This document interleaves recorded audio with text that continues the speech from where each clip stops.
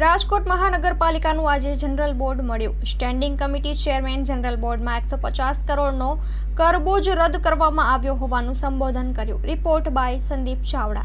આજરોજ રાજકોટ મ્યુનિસિપલ કોર્પોરેશનનું નવા નાણાકીય વર્ષ 2025-26નું અંદાજપત્ર જનરલ બોર્ડમાં જીપીએમસી એક્ટની જોગવાઈ મુજબ આજે બોર્ડ હતું ને એમાં અંદર બજેટ સ્ટેન્ડિંગ કમિટી ચેરમેન દ્વારા રજૂ કરવામાં આવ્યું।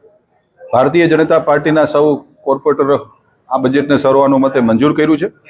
માનનીય મ્યુનિસિપલ કમિશનરશ્રીએ જ્યારે સ્ટેન્ડિંગ કમિટીની અંદર જ્યારે બજેટ મૂક્યું હતું ત્યારે 150 કરોડના કરબોજા સાથેનું બજેટ રજૂ કર્યું હતું।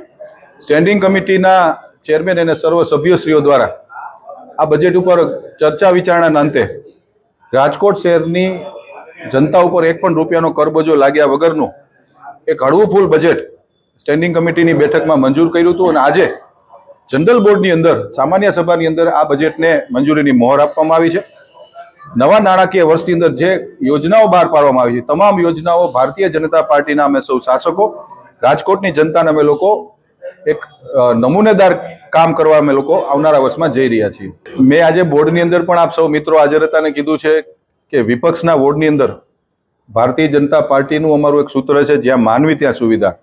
અમે આને કોઈ રાજકીય એજન્ડા ક્યારેય નથી બનાવતા। રાજકોટ શહેરની જનતા માટે જ્યારે અમે સેવાના માધ્યમથી જ્યારે કામ કરતા હોય ત્યારે વોર્ડ નંબર 15માં સર્વાંગી વિકાસ થાય એના માટે નવા ચાલુ નાણાકીય વર્ષમાં પણ અમે લોકોએ કામ કર્યા હતા। નવા નાણાકીય વર્ષમાં પણ અમે વોર્ડ નંબર 15માં પણ ઇન્ડસ્ટ્રીયલ ઝોનની અંદર નવો રોડ બનાવવાની યોજના છે। ગઈકાલે જ વોર્ડ નંબર 15ની આધુનિક વોર્ડ ઓફિસનું લોકાર્પણ કરવામાં આવ્યું। ગઈકાલે 10 કરોડ 76 લાખ રૂપિયાના ખર્ચે વોર્ડ નંબર 15ની અંદર નવા રોડ બનાવવાનું પણ કામ કરવામાં આવ્યું છે। વિપક્ષની સ્વાભાવિક છે ભૂમિકા હોય છે કે સત્તાધારી પક્ષની ઓપોઝમાં જતા હોય, પણ હું કાયમ કહેતો આવ્યો છું કે જનરલ બોર્ડમાં આવી અને મીડિયાની ફ્રન્ટલાઈન સિવાય વિપક્ષનું કોઈ કામ નથી। 4 સભ્યો વચ્ચે પણ આંતરિક સંકલનનો અભાવ છે। ક્યારેય રજૂઆત કરવા અમને લોકોને ક્યારે આવતા નથી, માત્ર બોર્ડ પૂરતું વિપક્ષના સભ્યો સીમિત રહ્યા છે, એટલે એમનો મુદ્દો કોઈ પણ જાતનો યોગ્ય નથી એવું અમને સ્પષ્ટ અમારું માનવું છે।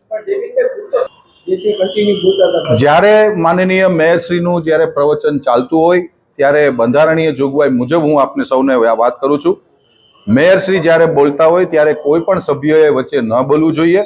એમનો વારો આવવા દેવાની એમને રાહ જોવી જોઈએ। ભારતીય જનતા પાર્ટીના 8 સભ્યો જ્યારે બજેટને વધાવતા હોય, બજેટ વિશે એમના સૂચનોની જ્યારે વાત કરતા હોય છે ત્યારે વિપક્ષ વચ્ચે બોલવું એ અયોગ્ય છે।